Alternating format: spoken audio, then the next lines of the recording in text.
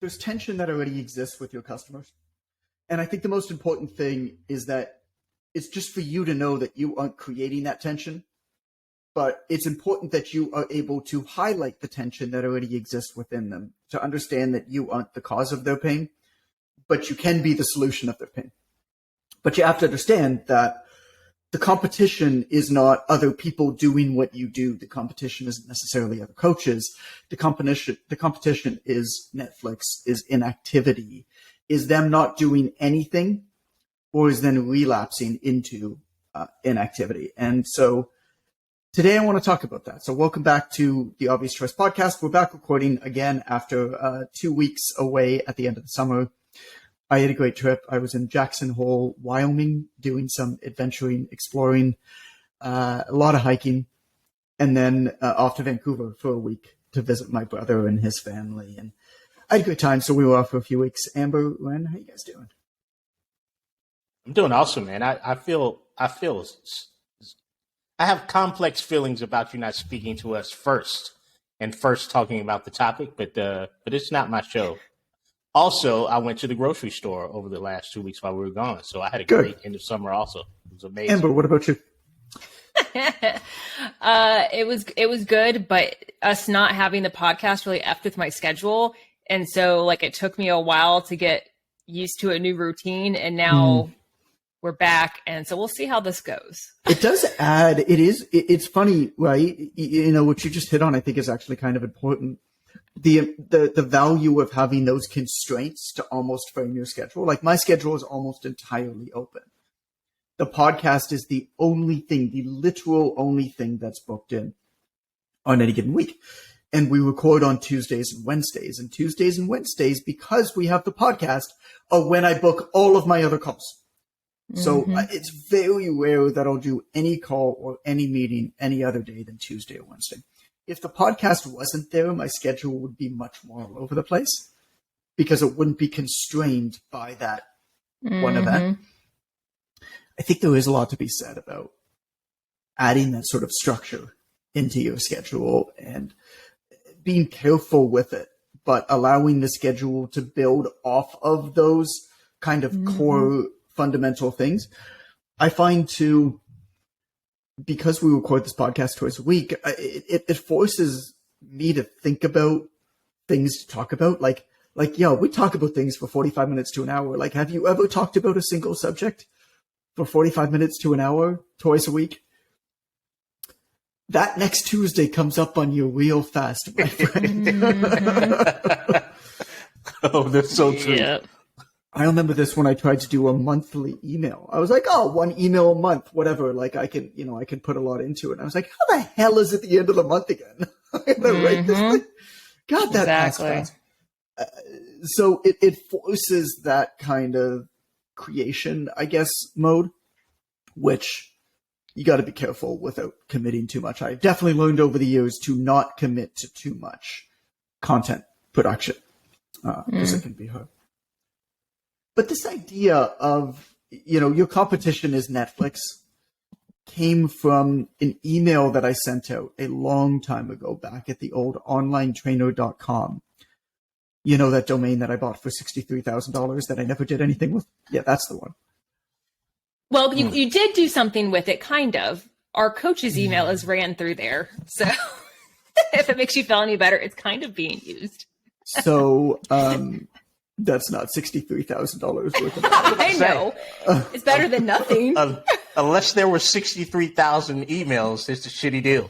It was if you got a $1 a pop, man, you're a marketing genius. I still remember at the bank when I sent the transfer, the woman was like, "So are you sure that you want to send this money?" I was like, "Yes, I am." The universe is trying to help you, and you said, "Do it anyway." The universe has tried to help me stop myself from a lot of things over the years. It's a great This story. was an email that oh my God, it was a lot of stupid stories like that. My favorite story was when I bought CalvinGoodman.com from another Calvin Goodman for, I think that was $8,000 I paid him. And the best part was he had bought it 2 months prior. But like, how do you negotiate with somebody, right? You're like, I literally sent him an email. I found he was some artist or like digital artist or something like that. Right? And I literally sent him an email. I was like, "Hi, Calvin Goodman. You have the same name as my son. I would like to buy the domain for my son. Will you sell it to me?" I was like, what negotiating power do I have at that point? And so, I'm still happy. With all the stupid things I do randomly, you make me feel better about myself when it comes to that, I have to say. I've got a doozy. I've got a doozy coming up, my friend. Oh, Lord. I will tell you about that offline because I don't want to announce it publicly yet. But this email, your competition is Netflix, comes from an email that I sent out at onlinetrainer.com years back when I was still doing that. And it was, the email was called Your Competition is Netflix. And the idea was your competition is Netflix, not other trainers. Don't worry about market saturation. Don't worry about what other people are doing that you don't agree with on the internet.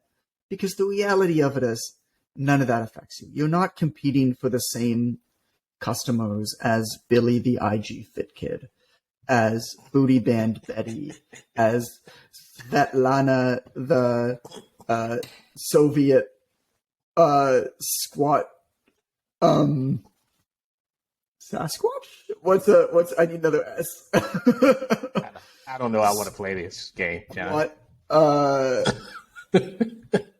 Siren squat? Svetlana. You're not competing with them for customers, right?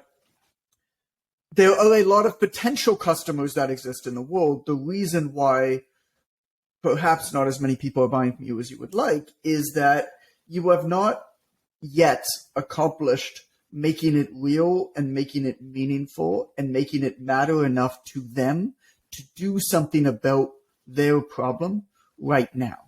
Mm-hmm. You think about how busy you are.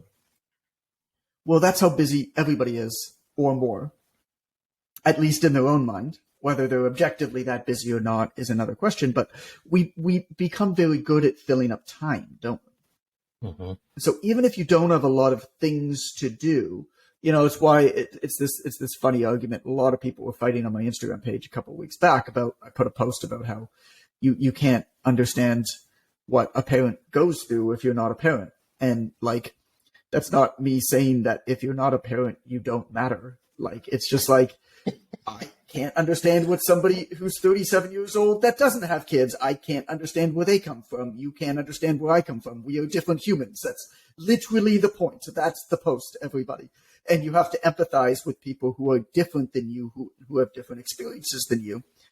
And this is a term that Glenn came up with, which is the seesaw of empathy. Basically, the farther away you are from another person, the more empathy you should exhibit towards that person.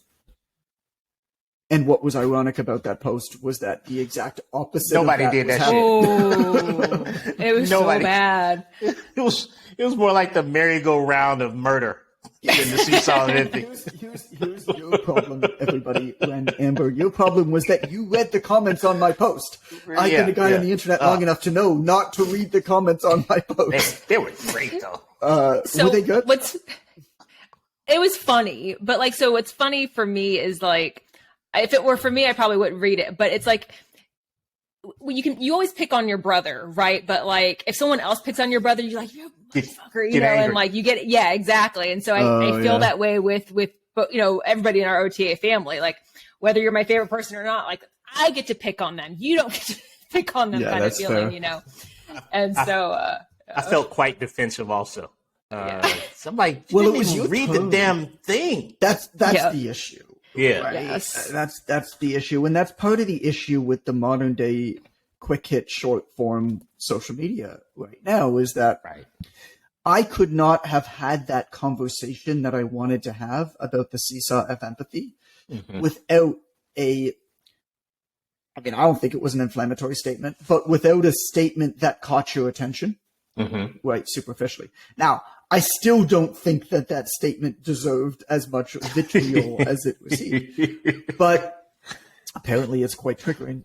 But at the same time, I get where people are coming from. There are some people who would have liked to have kids who could not have had kids. I know, because I went through that. We had 4 miscarriages. I get it. And it's hard and it sucks and it's not fair. And no doctor and no professional can ever describe to you why which is perhaps, we actually had what were they? Not a pregnancy doctor, the fertilization doctor, whatever they're called. We had one of those doctors actually tell us, they're just like, pregnancy is still one of the great mysteries of the world. Like we understand how it happens, but we still, if it's not happening, often we have no idea why. And that is unfair and frustrating to people who it's not happening for that want it to happen. So I understand that. And I feel bad if I triggered some of those feelings, because I felt a lot of those feelings. Regardless, this idea where you're competing against people who aren't doing anything right now. You're competing against whatever it is that they are doing instead, because in their mind, either those things are more important than the transformation that your services offer, or perhaps easier, or they believe in them more. And I think you just need to shift your mindset a little bit towards, okay, what other trainers do is largely none of my business. Even if I don't like it, ain't nothing I can do about it anyway. We talk all the time about people who call out other people on the internet and how much of a joke that is. It's just, you're doing this because you're getting attention from doing it. You're not doing it because you really want to help. What we need to do is we need to illuminate the tension that already exists by asking really, really good questions of people, both before we meet them and after we have a chance to talk to them. When I like how you're always supportive of my ideas. What do you have to add to this?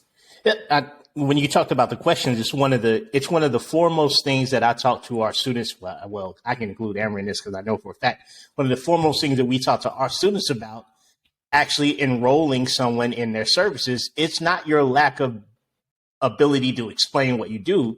It's your lack of ability to ask a really great question that highlights to the person the tension that they already have.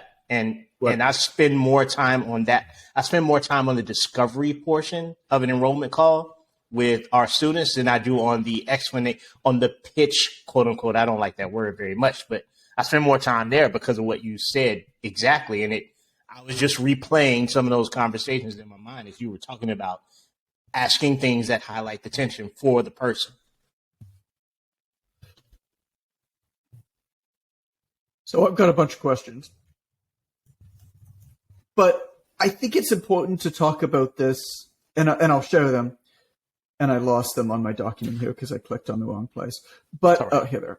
But I think it's important to share them after we talk about, like, to me, this is not just on an enrollment call, right? And this is not even just for coaches. Like, this is just understanding the people that you're working with and getting them to think. Because once you have them on the enrollment call, your job really becomes much easier. It's in large part the people who I speak to. The problem is not, hey, I'm having a ton of enrollment calls and I'm not converting enough of them. The job is more, just nobody's putting their hand up and saying I'm interested. So how do we get over that? When?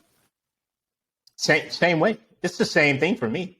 Asking the questions that highlight the tension.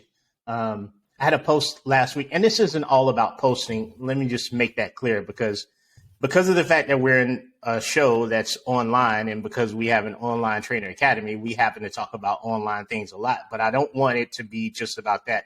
This is something that I happen to ask that happened to be on the internet, but it's not something that needs to be content. I just simply asked, hey, if your car was doing the same thing that your body's doing right now, would you hesitate as much to hire a mechanic as you hesitate to hire a fitness professional, right?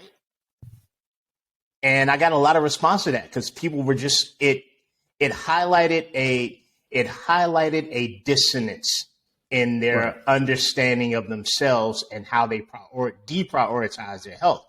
And those are kind of sort of the things that you want people thinking about simply missing the mark on themselves. So that's one way.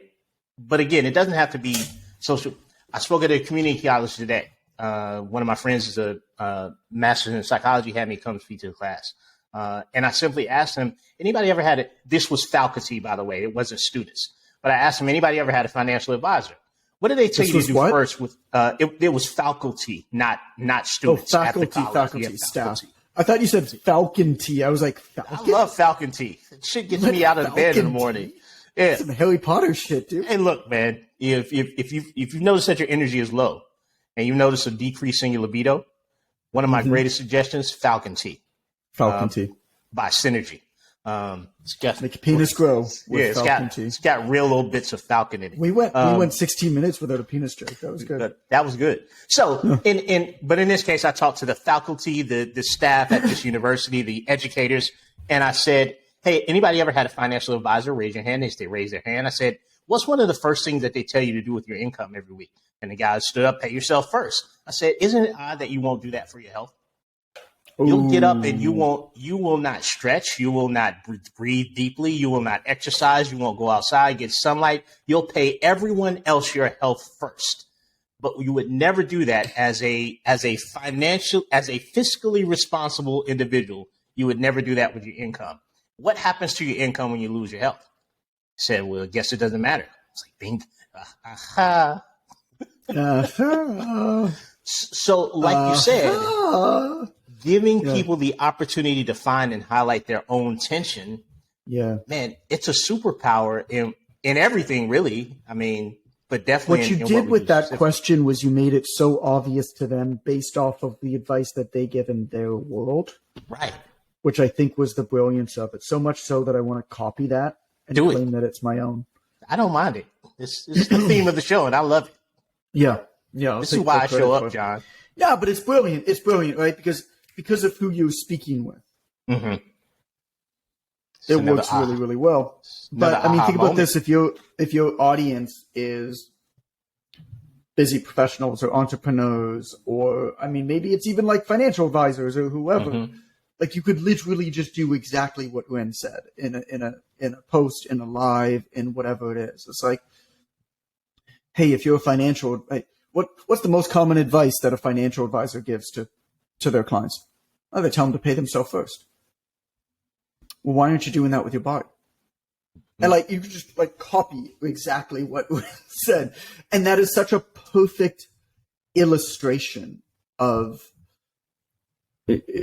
taking one of these questions on a front-facing piece of content, getting you to think a certain way. I think it highlights another issue, John, that you're probably going to talk about, though, and that is, do you know the audience you're talking to? For me, that's always the first problem, right? Like, do you actually even know what they think and do and want and feel? It's hard to do the rest of the stuff. I don't know. Yeah, I mean, I don't know. We talk about that so much more. Yeah. I love that example, Len. And I hope that people can take that example and use it. Or just like come up with their own similar examples. Like you don't need to say a lot of different things. You don't need to go very far past my Instagram to realize this. But I mean, it's top of the funnel versus later on in the funnel type content. And I say funnel, like we're not talking about funneling people into another funnel that's going to funnel other people into another funnel and then paying $300 for really shitty software that funnels people from funnel to funnel to funnel. All that I'm talking about is stuff you do to get people who don't really know you that well to pay a little bit more attention to you. And then stuff you do to people who are really already paying attention to you to perhaps make yourself the obvious choice or perhaps show them that now is the right time. To me, that's the two differences. That's kind of all.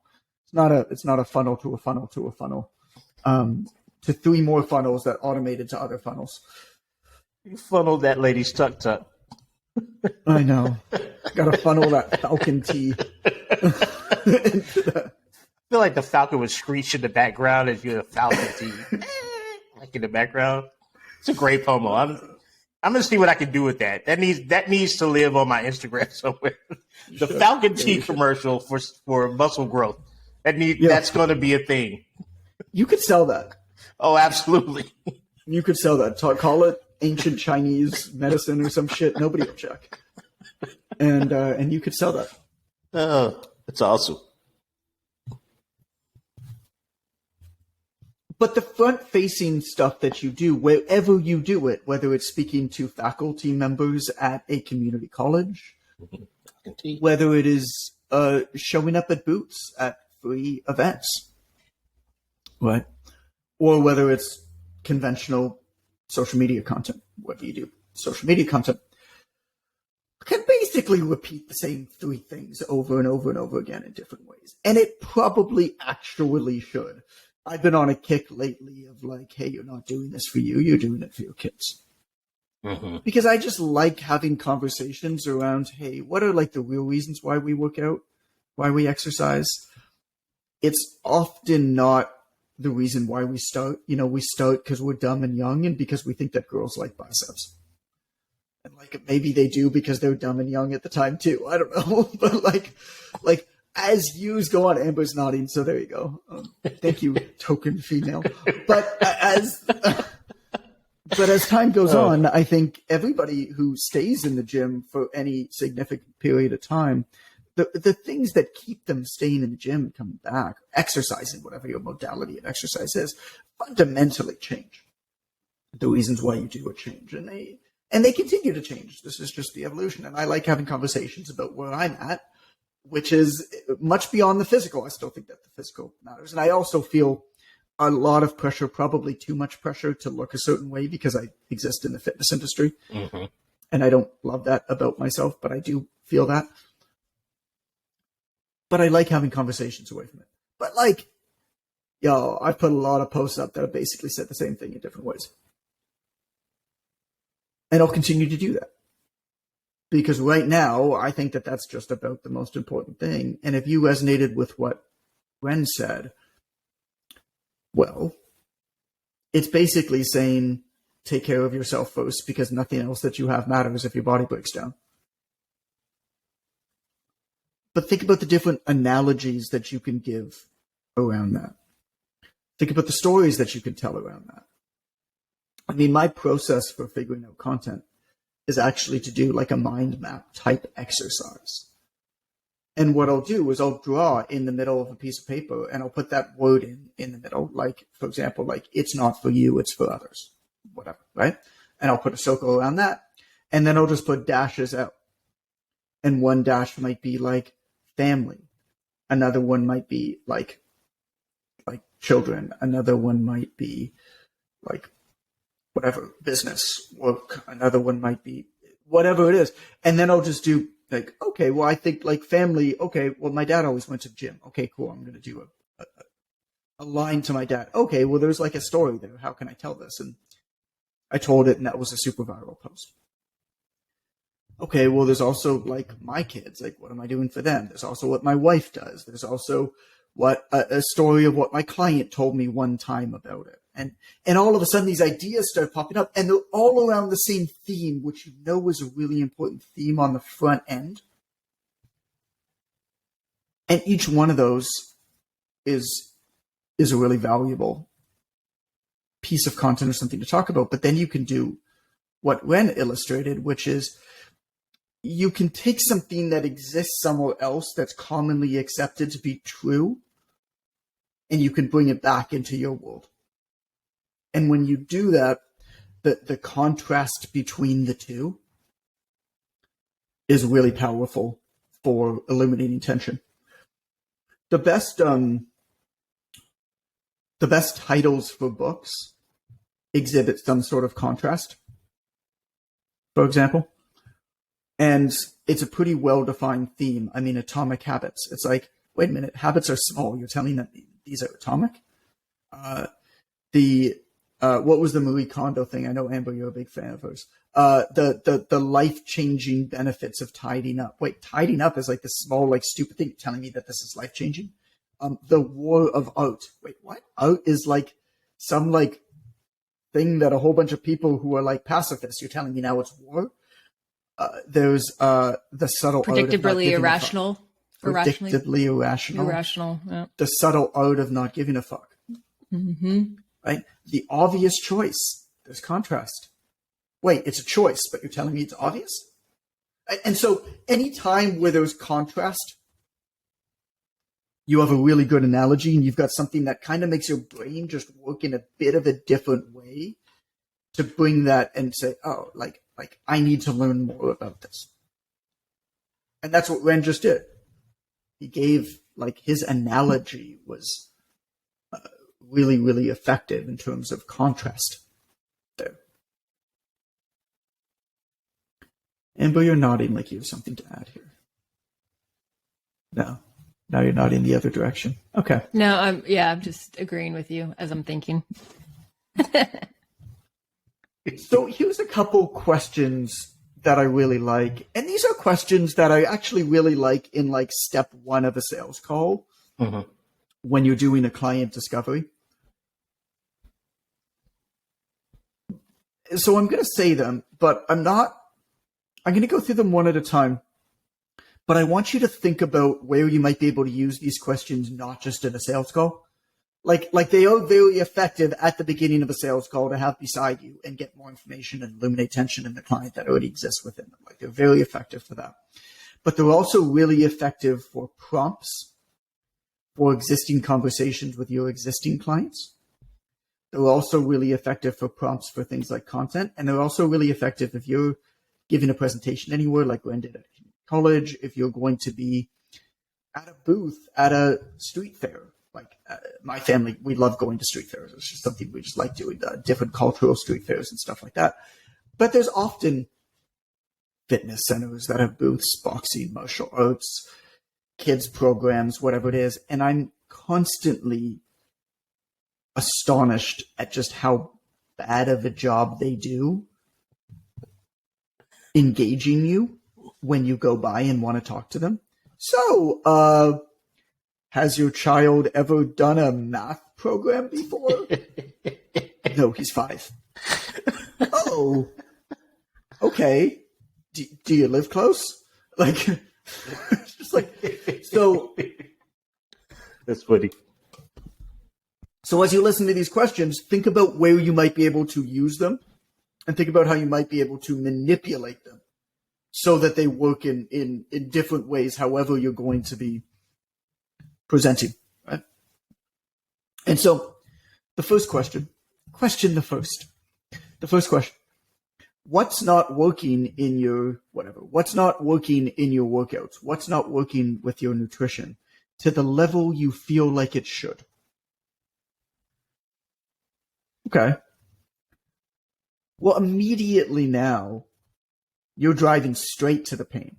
Oh, I just, at night I'm just eating so much junk. Oh, have you thought about why that might be happening?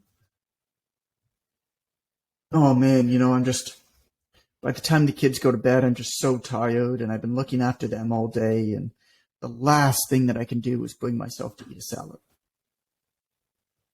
Whatever. Tell me how I know about that one. But what's not working in your workouts to the level you feel like it should? I've been working out for a long time, and I haven't really noticed that my body has changed that much. But I've been working really hard and being diligent. Oh, cool. What have you been doing? Oh, you've been going to the gym that many days a week. Awesome. Have you been working with somebody? Where are you getting your program from? Oh, I'm doing this app. Okay, cool. What are the workouts like? Let's talk about them. Whatever. You can see how it immediately brings up a conversation. So what's not working with your whatever, the level you think that it should?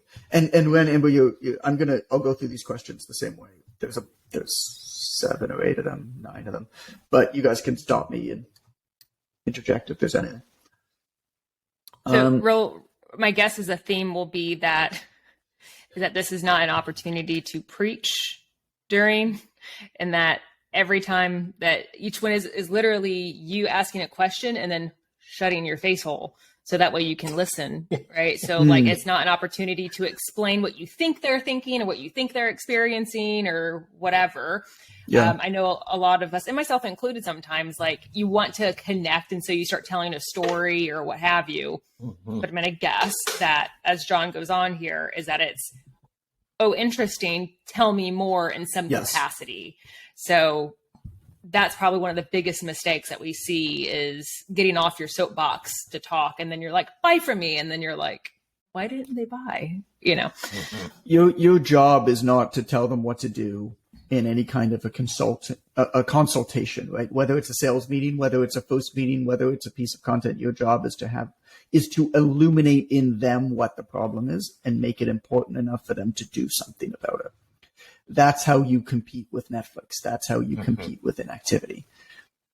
So 100% Amber, and thank you for calling that out. Oh, can you tell me more about that? Can you remember a time when? You follow up with those types of questions. And then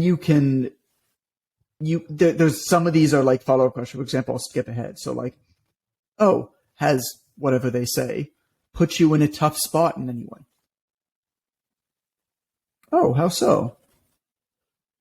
Like, so you see how those two questions kind of go just deeper and deeper, deeper. What's not working in your fitness to the level that you think that it should? Oh, I just find that I'm eating junk at night all the time. Oh, has that put you in a tough spot in any way? Like, how so? I love that question. It's a really good question. Because all you're trying to do is learn more about them here and have them verbalize things that they've probably been feeling for a long time. Another follow-up question is, how long have you been struggling with this? Or how long has this been happening for? Or, I mean, the question I have as it's written is, how long have you been struggling with? But you could say, oh, how long, have you been stacking at night? And they might say, oh my God, for as long as I can remember, or as long as my kid was born, or it kind of started when I got this new job or whatever. What specifically have you tried to fix this? What worked? Oh, that's awesome. Or what didn't work? Why do you think that is? All that you're trying to do is just get more details and get them to talk about more details. So I like the what specifically have you tried to fix it? And then they might say nothing. Say, okay, so, has it put you in a tough spot in any way? Like, you see, you can kind of use these questions together. And then you can just go deeper and deeper and deeper with this kind of, call it tension building exercise. And again, I want to be clear, you're not creating tension. You're highlighting what already exists within them. You aren't the cause of their pain, but you can be the solution of their pain.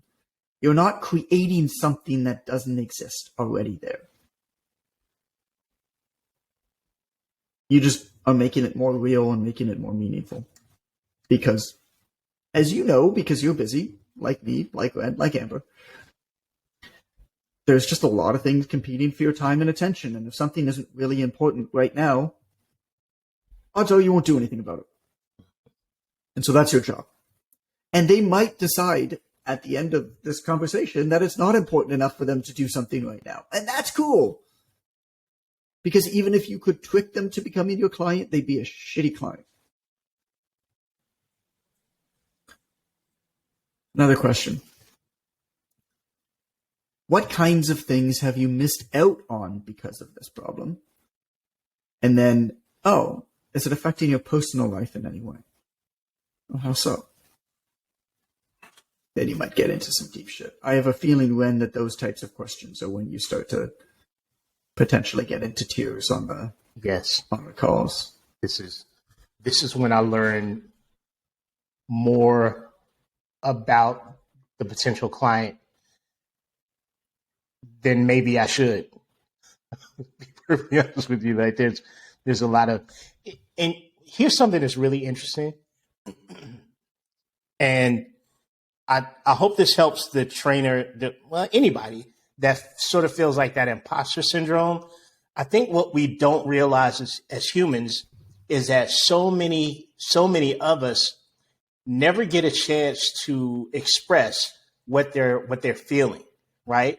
And I think we feel that something that's actually a very warm invitation, we view it as a cold intrusion, and it's not. Like, there are people out there just dying to get things off of their chest, to tell somebody that, so they can tell, so they can say it out loud. When John asked that question, how's this affected your personal life in any way?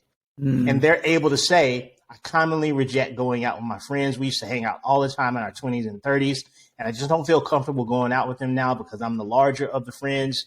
And I feel like when I'm eating, everybody's looking at me. Like, that's something that somebody wanted to say. They can't tell their friends because they don't want to make their friends. They don't want to take an accusatory tone with their friends, right? They don't want to make their friends feel like crap. They can't really tell their spouse because a lot of times partners will try to solve an issue rather than just reflectively listen to an issue. So don't feel like you're intruding when you ask these deeper questions, because a lot of people just really want to get this stuff off their chest to somebody.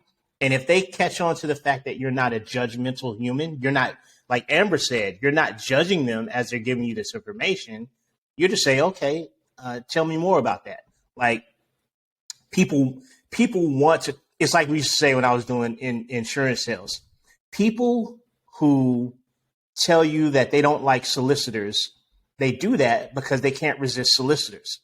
Those are the people that want to buy, right? They know that they can't not buy, so they put up a wall first. And when you're talking to people about all of this, whether you're just giving them information, asking questions, or you're in the sales environment, those people want to tell somebody what's going on, and they want help. They don't have the ability to start that process. But if you can get them into the process and make them feel comfortable, is why John said, like, once you get an enrollment call, a lot of the work's already been done. But if you can do that, man, people really want to express themselves. It's what humans do, right? We want to share stories. Do you have an example of a client? You can change the name, but do you have an example of a client where you asked a question like this and you can remember kind of how that conversation went? Yeah, absolutely. And I'll call it, because this happens a lot. For those that don't know, my demographic is primarily moms over 30, and moms over 30 are compartmentalizing a lot. Let's start there. Like, you can't say stuff in any case. I'll move on. But, I asked Sarah, so in terms of how you feel about your own body right now, not what anybody else says, do you find that what you say to yourself is different than what you hear people saying to you? And she said, here's the thing. We go on vacation every year, and every year, amusement park, somewhere, mountains, something scenic and epic and fun with the kids. She said, and I look back on the last 10 years of those pictures, and in every single picture, I've got a kid in front of me, right? In a couple of pictures, I'm standing behind my husband and leaning my head out, smiling. That's become my pose. She said, I hate the fact that when I die, my kids are not going to have pictures of their mom in the places with them. They're going to start realizing that I was hiding in all those pictures. Right. And then waterworks started.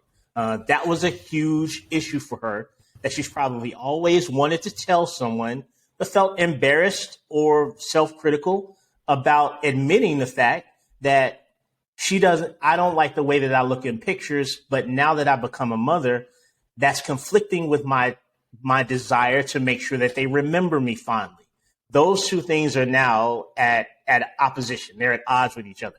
That's a lot of stuff for a mom, Like, one hand, I want my kids to be able to, and grandkids for that matter, to be able to look at pictures of me and when we did things. On the other hand, I feel embarrassed to get in the photo. That's a lot of stress, man. Like, that's that's not an enviable position to be in. And if you don't probably ask never those really questions, thought about it. Like she's been doing it for so long, but so long, the second that she starts to say it, it's like it's emotional. Shit, I gotta do something about this. And it should, and it goes back to your illustration, John. Like you said, I'm on a kick where I'm talking about health as a prioritization for the relationship with my children. And it's right there in that same lane, but nobody ever talks to you about it. Or if you're not invited to a space where you can think about it critically, articulate it, hear yourself say it, and then attach your emotion to it, just go on about your day, la-di-da. Right. Like it's just a thing. But when she sat and thought about it, it was a very emotional set of circumstances for her. And that, I know, Amber knows, like those types of conversations happen a lot. So here's my follow-up question to that. Like that you ask them, right? And this is where you gauge whether they're ready for this question or not. But this is where it hit hard to the point where you're like, hey, we got to do something about this. Is you ask something to the tune of, when did you decide that you've had enough? Mm-hmm. Like, hey, look, you've been thinking about this for a long time, right? You tried the Falcon tea. Tea's remarkable, by the way. Didn't work the way that you thought that it would. And you know that it's time to really do something about this, but I'm curious, when did you decide that you've had enough? And they'll probably say right after that second sip of the Falcon tea. Right. That's what it does. Falcon tea pulls enoughness out of you. Okay.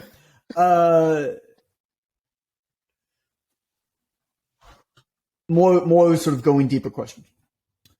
If you had to pick just one thing, what would you say is the worst part about your entire situation right now? They'll say something, and then you immediately follow up with, how do you mean? Mm-hmm. Let's do an exercise. Amber, Ren, I need you guys to play along. Okay. Take your right arm and put it up as high as you could possibly put it. Okay, now put it up a little bit higher. I don't know how high my arm is. We did this in school.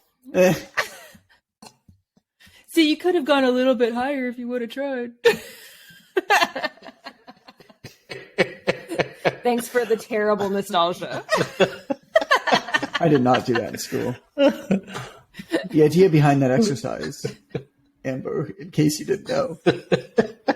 Oh, I'm aware. Clearly you know. See, I don't play along well. Don't ask. Is that oftentimes people will go a little bit deeper and people will go a little bit higher than with just a little bit of, call it pushing. So when you ask somebody something as serious, what's the worst part about your entire situation right now? They will largely go surface level for a little bit, and then you say, how do you mean? And it's just like one step deeper. And then this is actually my favorite question. Is this next one? Is, hey, can I ask you an honest question? What do you think has been keeping you from figuring this out on your own? Mm-hmm. Some question like, well, if this is such a big problem, why haven't you done it on your own yet? Why haven't you taken care of it on your own? Because that's going to be one of their defaults. We get this with our mentorship all the time. Oh, I think I'm just going to try to figure this out on my own. Well, you just told me that for the last year, you've been trying to build your online training. And you've been trying to do content and online training and get clients, and you have 5 clients. But now you figured something out? I'm not saying that you can't do this on your own. Of course you can do this on your own. But what do you think has been keeping you from figuring it out on your own so far? Because it doesn't seem like you've figured out that much yet. Not to say that you can't, not to say that it doesn't happen. Of course it does, but I would challenge you on that.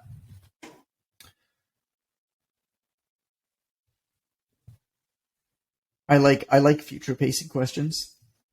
Let's make this fun. What's Amber 2.0 like? What does she do differently every day? And then I'll just ask again, like, can you be more specific? Like, hey, we're 9 months from now. Paint me a picture. What's the new you look like? What do you do different every day?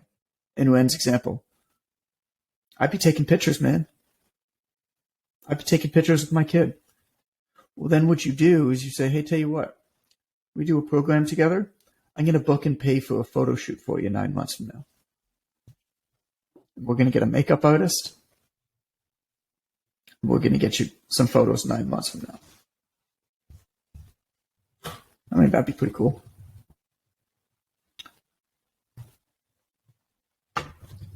If you and I were sitting on the beach 1 year from today, sipping coconut water.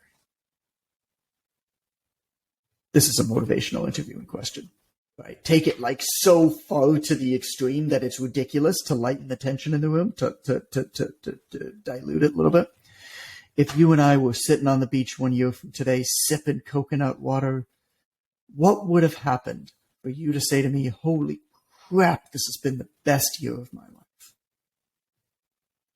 All of these questions are the same in that all you're trying to do is just get a realistic assessment of where they want to go, of why they're not there yet, of what's stopping them, and to get them to verbalize it so that it becomes more important in their mind right now. That's all you're trying to do.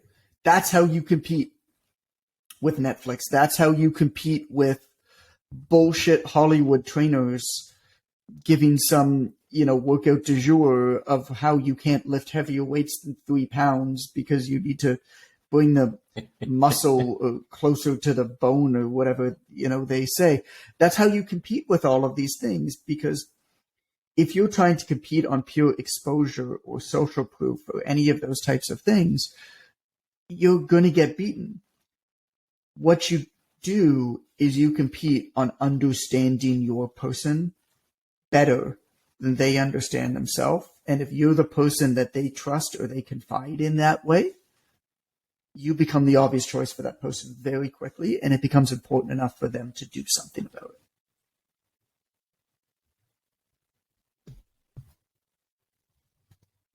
Anything to add, or should I recommend another episode?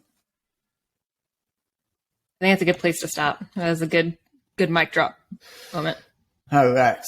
Thank you for listening to the Obvious Choice podcast. This was fun. This is always fun. If you're looking for another episode to listen to, I'm going to recommend you check out episode 82. It's called 4 Ways to Succeed When You're on Your Own. This was a fun episode because we talked about how, there's nobody who's going to magically come in and save you in business. If you've ever launched anything ever, whether it's a coaching program, a book, a business, anything like that, you will agree with me in that all of the well-wishers, the family, the friends, the colleagues, all of a sudden simultaneously disappear. And the first time that happens, it hurts a little bit, to be honest. The second time that happens, you start to think whether something is wrong with you. The third time it happens, it becomes empowering because you realize that you're on your own. And that's a very empowering realization to get to.